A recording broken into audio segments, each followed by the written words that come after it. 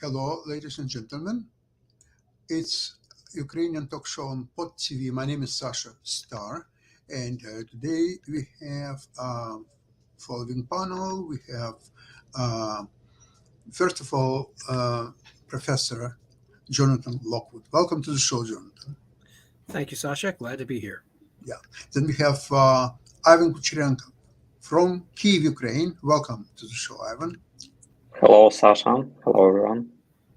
And for the first time in our show, we have Professor Roman Sheremeta.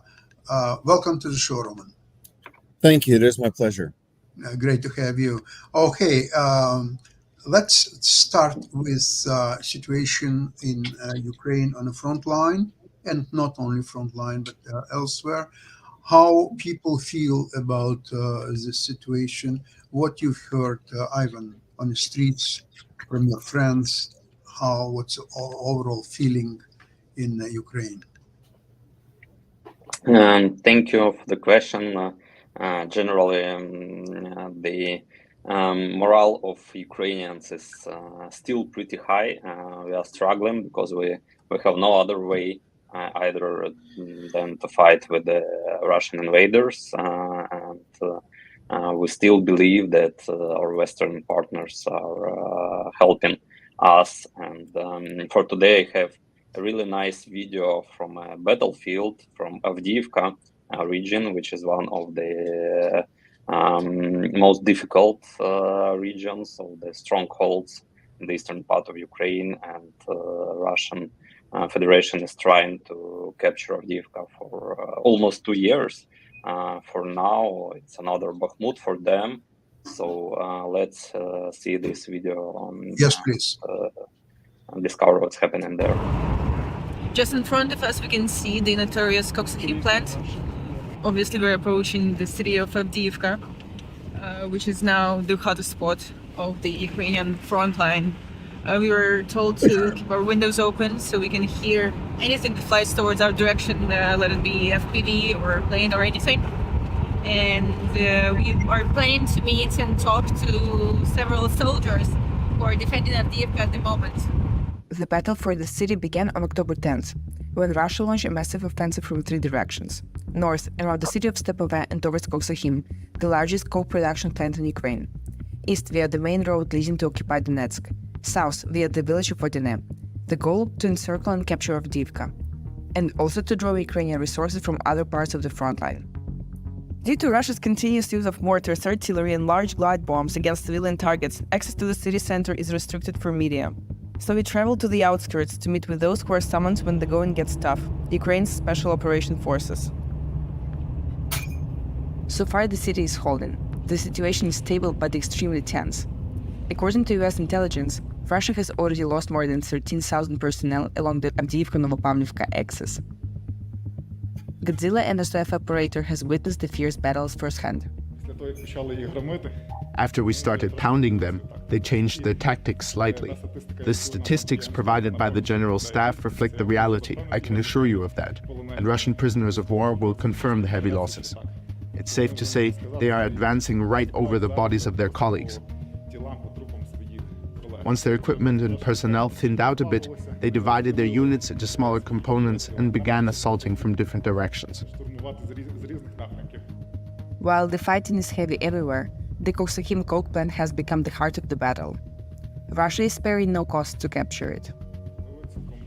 It's quite possible that they perceive Coxsackie as their second Azovstal, something sacred to them. Perhaps that's the case. Or it might be a political issue, that's very likely too. To take Avdiivka, to take the plant before the 2024 elections. Just like before, Russia is relying on seemingly endless resources. both in terms of machinery and human life. Griffith is responsible for interrogating newly captured prisoners of war. He has shared videos of men they recently captured in Avdiivka. These new batches of conscripts and contractors typically represent society's lowest.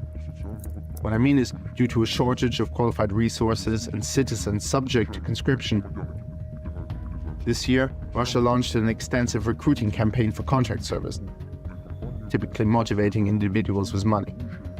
These are people who face imprisonment, people in debt, individuals who haven't found any fulfillment in life. Работал с марта этого года в ЖЭКе. Денег мало было, жена, ребенок. И она говорит, надо уже менять, вместо работы денег не хватает. Literally those without homes or alcoholics from the streets. Сначала с работы уволили, без работы, бухал, потом и пил на месте. И так как-то пошел в военкомат, сразу в тот же день на комиссию пошел. Still, relying on large amounts of poorly trained conscripts can work. Every single enemy soldier is a problem for the Ukrainian army. And while the world was focused on the Ukrainian counteroffensive, Russia was gathering men in the hope of turning the tables with offensives like Avdiivka. Still, Godzilla and Griffith have no doubt that Avdiivka will hold. For a while, we focused more on attacking. So perhaps in some areas, we didn't think about defense as much. But now we see that we need to work in all directions. We have to understand that this is war, that this is the front line. It can shift, with us making slight advances in some places and pulling back in others. But overall, we're maintaining our defense and doing it successfully. As 2023 is coming to an end and the war is entering its third winter, Ukraine's future remains uncertain. The battle for Avdiivka shows that Russia isn't becoming weaker, it's growing stronger. So only an even stronger Ukraine can manage to secure freedom for its people, and for the rest of Europe alike.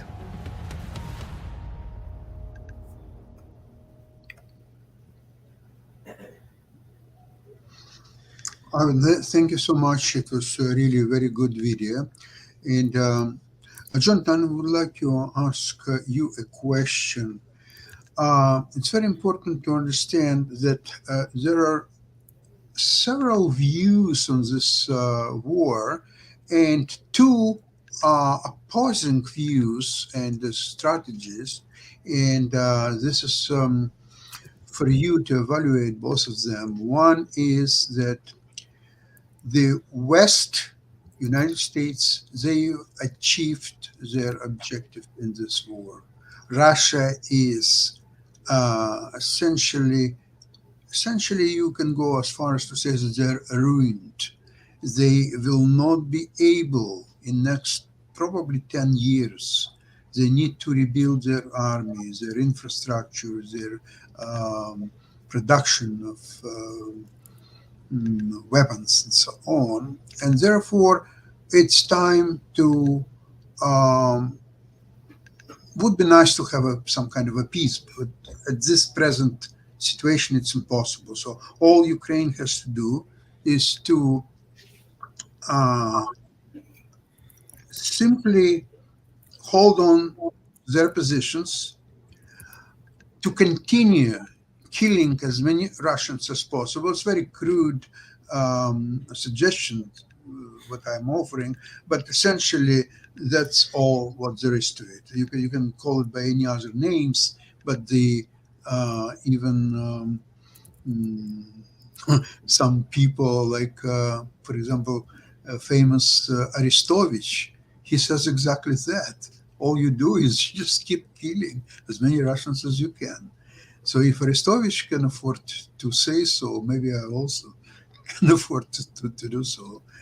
And another doctrine is that Ukraine slowly has to accumulate resources, get more weapons from the West, first Western Europe, NATO countries, then United States, hopefully sooner than later, and eventually to prepare the attack to sever the front line on south, and then have complete access to Crimea, not necessarily even taking over Crimea, but just to have it available for taking over anytime they want.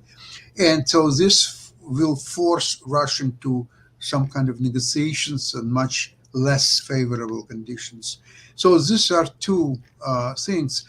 Uh, is it possible to combine them into one, or they are two separate directions?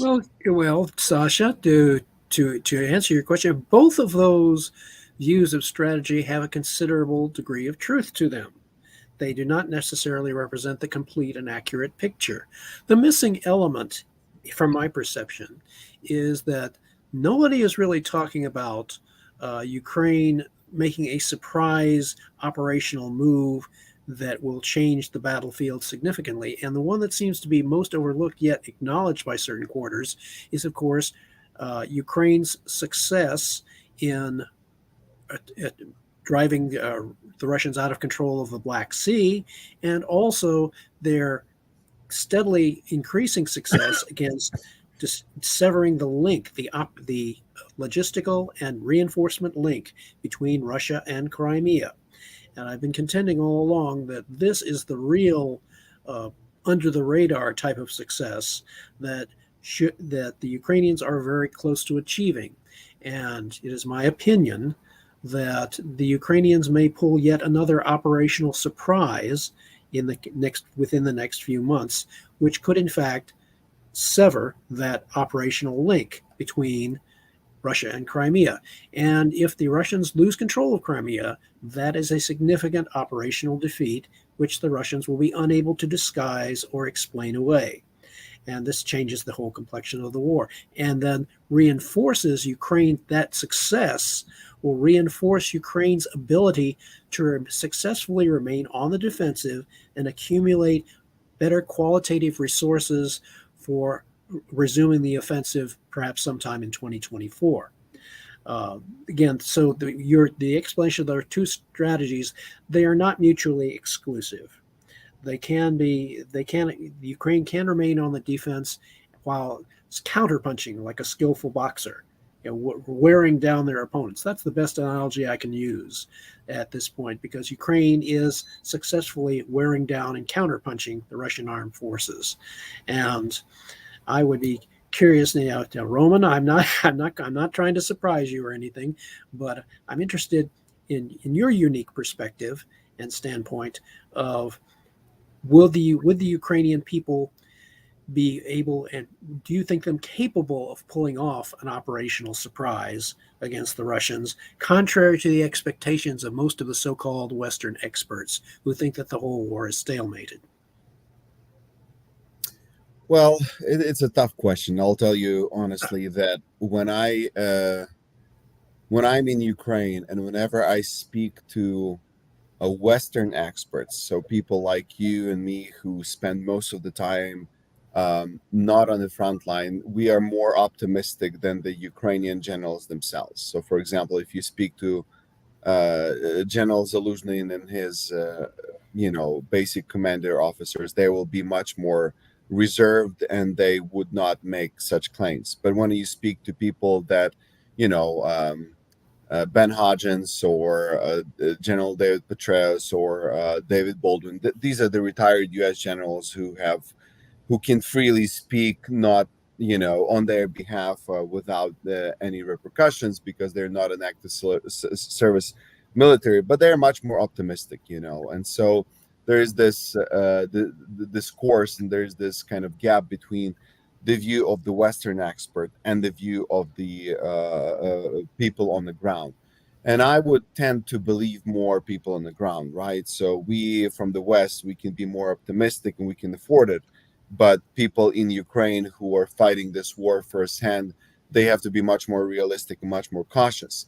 Now, that being said, there are some significant advancements that could be made due to delivery of F-16 and really changing the aerial superiority. That could happen because F-16 do have an advantage over Russian airplanes because of the longer radars and the longer range missiles, but we still need to see how that is going to play out. So I would be more cautious in my expressions. Now, in terms of the how the war is going to develop, I do think that the West is making a huge mistake by believing that Russia has lost the war or has been drastically undermined, because what Russia has done, they are trying to mobilize and increase their production. What the war has shown to them, if anything, is that they need a bigger war apparatus. They need more equipment. They need a quicker production of artillery shells. They need to have a more advanced drones like Landsat that have already been beaten even American equipment in terms of the quality, quantity line, and the price target as well. So the point is that Russia is gonna and they already put their economy on the war rails, and we as the West, we cannot afford Russia to take any Ukrainian territories, because any concessions on our side will be viewed by Putin as a victory, and that will just embolden him in the future aggressions, because he's I done agree something. completely. Yes, he didn't achieve his full-fledged goal, but he achieved something. And the next time the time comes, he's going to do it again.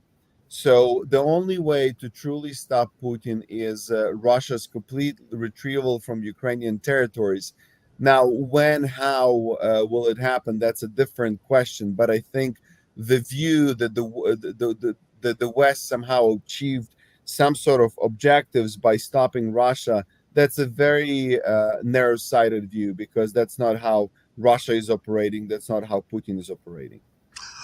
Roman, then I would like to ask you this. There is a very popular thought that obviously right now there is a war of attrition. Yes. And the war of attrition can be decided by one of two things.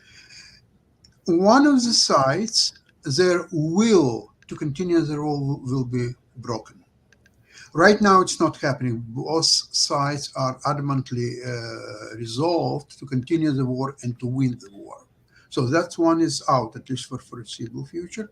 The other one, that's becoming tricky. The other one is that one side tremendously increases its production of weapons, getting, more sophisticated weapons is important. But it seems to me Russians showed us that even if they have all kind of Second World War weapons, the tanks T-34 or whatever, or older, they're still weapons. They can still shoot and kill people. So whether you have modern weapons or not so modern, the difference is not so great. There is a difference, of course, because it provided that both sides have equal amount of weapons, and one are modern and another are not, so the modern weaponry will decisively win.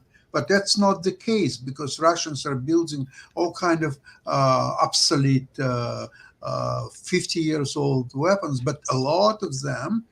And Ukraine, it's not getting even what was promised by the West. It's not getting there, or it's getting something, but much later than it was supposed to be, or so on. So in this case, at least at this point, we can say that no one has advantage, because unfortunately, Western weapons, hopefully they will arrive, but they haven't arrived yet. And Russians keep producing all kind of garbage, but it's still viable and can kill people. So there is, we are saying that there is no stalemate. There is still possibility to enhance position. I agree with that. On the other hand, what I've described is something indication of at least partial stalemate or so. Jonathan, what do you think about this? It's a stalemate that has basically been forced by what you are talking about, by the lack of speed with which Ukraine is being supplied with the more modern weapons that it needs. And this forces Ukraine to adopt a defensive posture, and at the very most counterpunch where they can to disrupt Russian operations, to disrupt their logistics, and hopefully create what I believe they hope to create is a situation where finally there is a critical vulnerability say, for example, in the operational and logistical link between Russia and Crimea, where Ukraine can decisively strike and break that link and inflict a visible major operational defeat on Russia without risking its forces overall in a general counteroffensive, which would be, at this point, without sufficient Western weapons, would be rather problematic. And at the minimum, the Ukrainians would have to regain air superiority over Ukraine, which they do not have at the moment. Right now, it's about air parity. And so really, until Ukraine gains that operational air superiority and has sufficient qualitative weapons from the West, from various NATO members, they're coming in the not most organized fashion I've ever seen, but they're coming from individual NATO members. Hey, we'll supply you with this, and we'll supply you with this. And now all of this turns on the Ukraine's ability to absorb the aid that it does receive from individual NATO members and how skillfully can they integrate that into their defense, counter what the Russians are doing, and then hopefully set the stage for a surprise blow against what they see as a critical Russian vulnerability. It's more of a waiting game than a true stalemate. Jonathan, remember one of the reasons, there is a theory that one of the reasons why Germany lost Second World War is that they had supplies from too many European countries. For example, the car, 15 different countries. They never had. You're correct on that, especially in tanks. They never settled on one tank design, and maximize it. They had, the closest they came was the Panzer IV, which was not their most advanced tank, but they produced over 5,000 of them during the war. That was the closest they came to a standard main battle tank, but it was inferior to their Panthers and their Tigers and their King Tigers, but they were never able to settle on one standard design and produce that in maximum quantity. And John, yes, you said 5,000. Do you know how many Russia produced tanks during the Second World War? oh, it is a lot more than that. We're talking about T-34s were tens of thousands. Yeah, exactly. In that case, I'm afraid Ukraine may have some logistical problems when they will have supplies from so many countries. Not that I'm not against the supplies, but they have to be mindful of logistics, how to quickly repair them and absorb them, and so on. Ivan, what do you think about this theory that Ukraine should dug in as a positional war or war of attrition is concerned, while still preparing, maybe not in next month or two, but eventually preparing some kind of a attack most likely, I think, on the south of the country? As far as I know, we're already doing like this, and on the majority of all directions already we're digging in and building fortifications, not only on the territories close to the battlefield, but also on the territories which are bordering with Russia, with Belarus, because unfortunately our problem is that the majority of our borders is close to our enemies, unfortunately, to Russia, to Belarus, who is an ally of Russia, and to occupied territories by Russian forces. And as for the preparing for the next steps, I've heard recent reports from the Ukrainian Defense Intelligence Agency that all of those attacks on Crimea, especially on military bases in Crimea, they are part of one big plan. And of course, nobody will tell us about this plan and what it consists of, but we're sure that our military command is know what they're doing, and they're preparing really interesting plot for our enemy.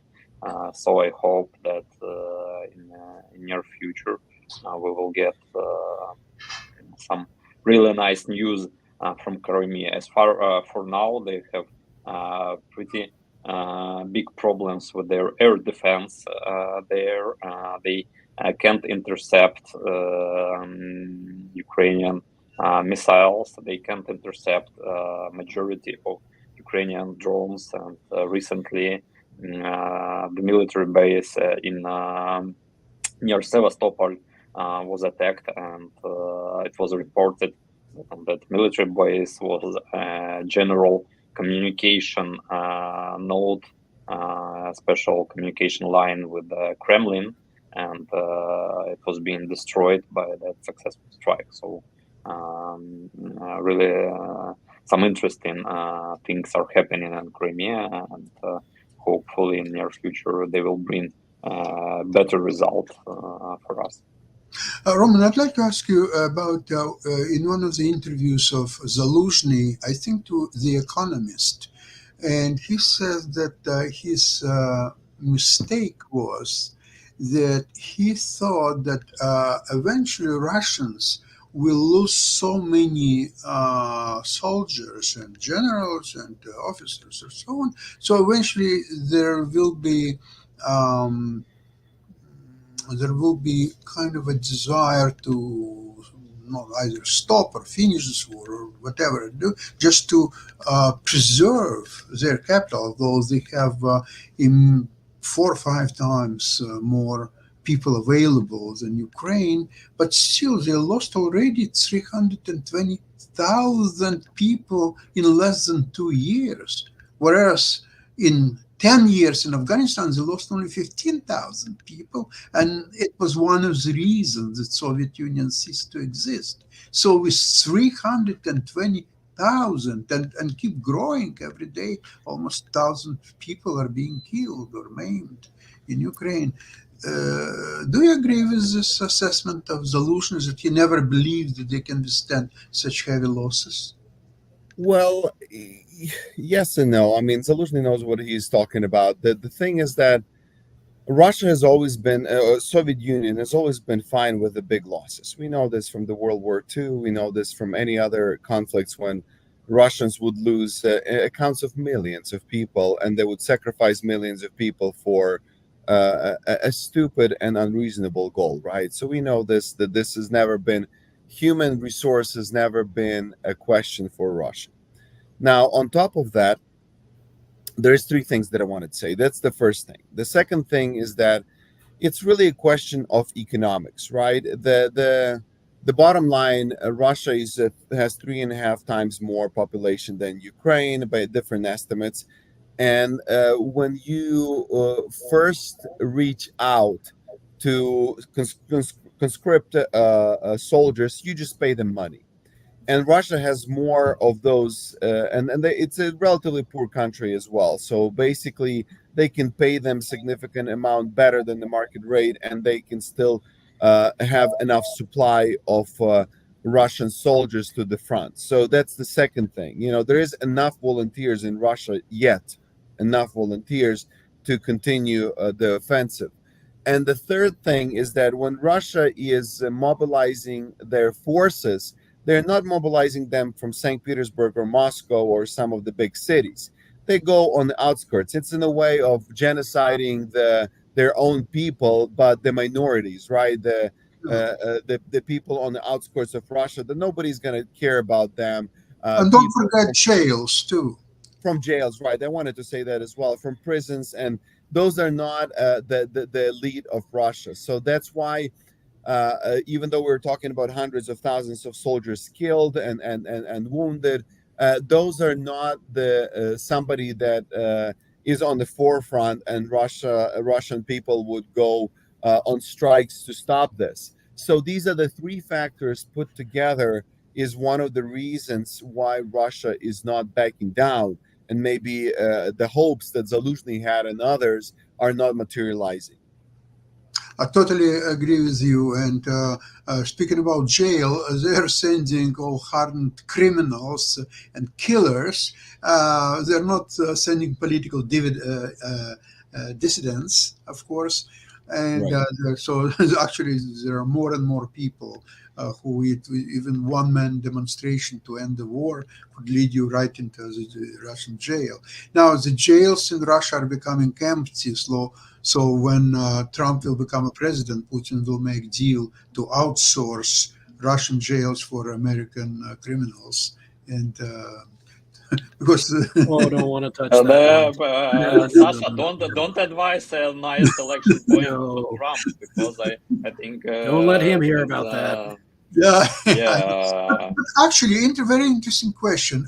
Right now, there is this hearing whether the president of the United States is immune to prosecution, and while it still has to be decided, but in case that they will decide that yes, he's immune to prosecution, then United States will be no more a republic; it will become a kingdom, and Trump as well can become a king.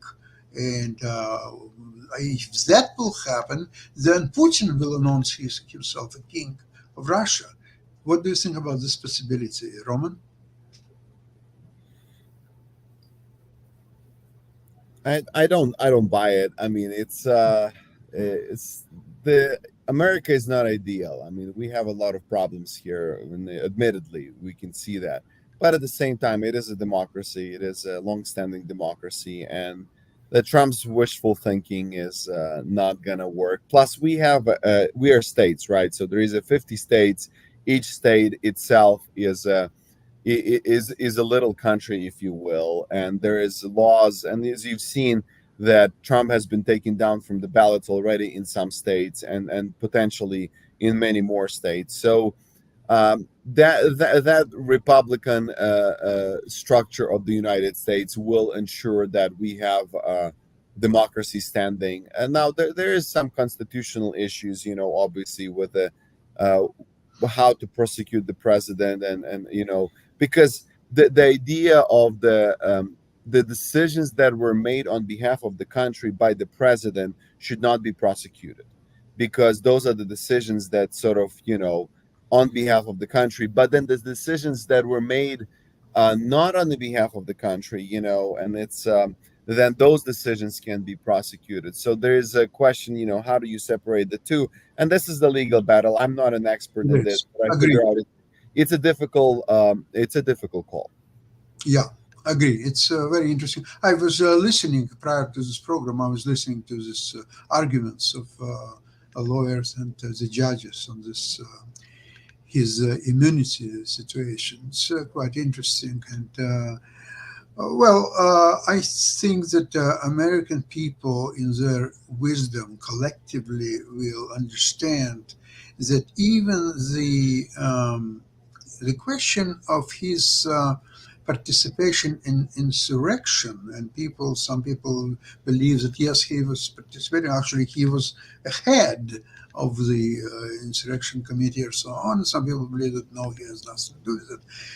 In my opinion, it's even before January 6th, it was obvious that according to Constitution, there has to be a peaceful transfer of power from president who lost election to president who's becoming president, and that he failed Constitution by not delivering the presidency to a new incoming president. Jonathan, what's your opinion on that? How I have no opinion on that. No, it's not. I do not want to touch that. I will not touch that. I will not touch that what? subject. I totally agree with you, because we have paid adjudicators, we have Supreme Court, we have state courts, we have all kinds of courts. This is one time where I just stand back and let the system work, because nothing I say is going to make any difference as far as how the system operates. I have faith in what James Madison referred to with the Founding Fathers instituted the checks and balances system of our constitutional republic. And James Madison was very prescient when he said, ambition must be made to counteract ambition. In other words, to let the opposing ambitions cancel each other out. And it is better to have indecision in the American political system than to have one side triumph over the other decisively and go off in an unimpeded direction. So the checks and balances system, as far as I'm concerned, is working the way the founding fathers intended it to. And that is where I intend to leave it and not express my opinion as to which. It is not from my right to say which direction the country ought to go in. I could express that individually, but collectively, the system must be allowed to work. And that is, as messy as it appears to people on the outside, it is working. Totally agree with you, Jonathan. And it's great achievement of American political system that it can provide the balances and counterbalances and go through such a difficult time as where America is. Ivan, I'm pretty sure that people in Kyiv, in Ukraine, they of course don't want Trump to become president again, right? No way, but actually I've heard an opinion that Trump becoming a president is not a failure scenario for Ukraine as well, because he will gonna to stop this war in one way or other, and if Putin will not go to stop in this war, he will do everything to help Ukraine win it, not give us weapons one by one, but give all the required weapons at once. So, of course, I'm not a fan of such scenario. Not a fan of Trump, but And a for lot can Ukrainians, happen. A lot can happen between now and the election. yeah. I think, Roman, would you agree that Putin is so fiercely continues to fight simply because he has high hopes of Trump becoming president of the United States? Yeah, absolutely. I mean, I agree with this, with the description that this is a war of attrition. Now, yes, Russia has the piles of stock, even T-34 and all these old tanks and equipment that is being utilized. I mean, the point is that, you know, you have this pile of stock that is almost mostly depleted, you know, even though no matter how you look at it, Russia doesn't have that power that they used to have. We have exposed Russia's weakness, and they cannot simply restore the production at the quantities that they wish, simply because their production is heavily dependent on the Western components. We're not even talking about chips and other stuff. We're talking about some even basic components that they cannot produce by themselves. This is where the Russian corruption has really helped everybody else, you know, that they are so corrupt that they have destroyed their own military capability. But that being said, you know, Russia is, of course, expecting that the West is not going to deliver. And they already have seen that in the artillery shells. The European Union had promised 1 million artillery shells, delivered only 300,000. So they have seen that the West is not ready for a full-scale war, and they haven't been for a while. But the Russia is afraid that if European Union, if United States were to scale, now they can scale. Russia cannot scale, but the West can scale pretty fast. And so if they see enough evidence that, you know, this scaling is happening and there is no way that they can catch up, that will be a big blow to their narrative. Now, they are expecting these major shifts in political spectrum, such as, you know, elections in the United States, couple of European countries, and they want to see if that shift is going to happen or not. If it's going to happen, then of course they can continue this war and hoping that they will just win this war of attrition. If it doesn't happen, which I actually, you know, Trump is obviously a wild card no matter what, because he's so narcissistic that if Putin really attacks his own ego and people start talking that Trump is a weak president because Putin is basically knocking him over, Trump is crazy enough that he can do something completely unexpected, and meaning something what just provide tons of weapons and do all these other things. So I do think that Russia wants to see how plays out, and that's why I don't foresee the war being over in the next year and a half. And as strange as it sounds to say and agreeing, Roman, that Trump's very unpredictability is one of the biggest, ironically, one of the biggest factors in favor of Ukraine. Because if Trump does become president, his very unpredictability is a major factor in deterrence. Because the very thing that you try to avoid is you try to avoid being predictable when you want to deter an opponent. Exactly, and you remember those bombings of Syria, when out of the blue, he ordered a strike on Syria, something that nobody else has ordered, and we didn't expect that to happen. And so imagine Trump just orders, a bombing of the Black Fleet in the Black Sea, Black Sea Fleet. I mean, I can see this something like this, especially if his ego is damaged enough. And you have to understand that Trump is old. I mean, he's really old. He's like as old as Biden, 3 years difference. I mean, most people don't realize this, but these are two really old presidents. And so, I mean, I wouldn't be completely dismissive of Trump. Of course, he's not my favorite choice for the candidate, for the Republican candidate. But I'm just saying that even the election of Trump is not necessarily going to be the full-fledged disaster for Ukraine. But when you mentioned Syria, and if you remember what's happened in Syria, there was about 200 Wagner group people. And Trump asked Putin, "Are these your people?" And Putin didn't want to admit that there is a Wagner group operating in Syria. So he says, "No, they're not mine." Trump says, "Oh, wonderful." And then he killed all those 200 people. So after Putin,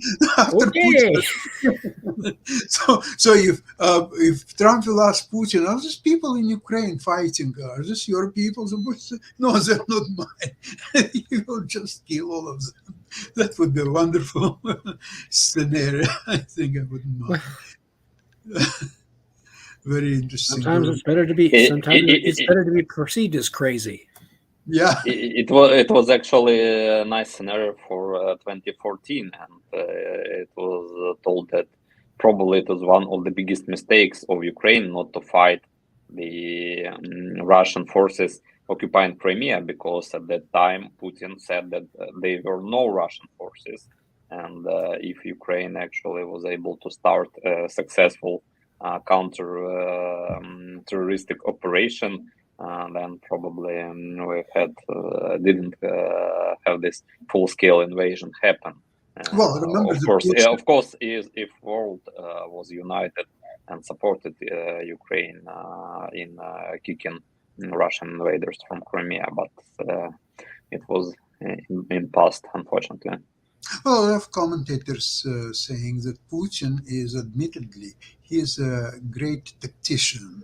He doesn't plan well ahead, but when something happens and you have to act really fast, he is capable of doing that. And what he's done in Crimea is a perfect example. He assembled an army of so-called little green men, and he denied that they are in fact Russian soldiers. Only several months later, he admitted, "Of course, it was my people, and of course, I directed them to take over Crimea," or so on, when it was already done deal.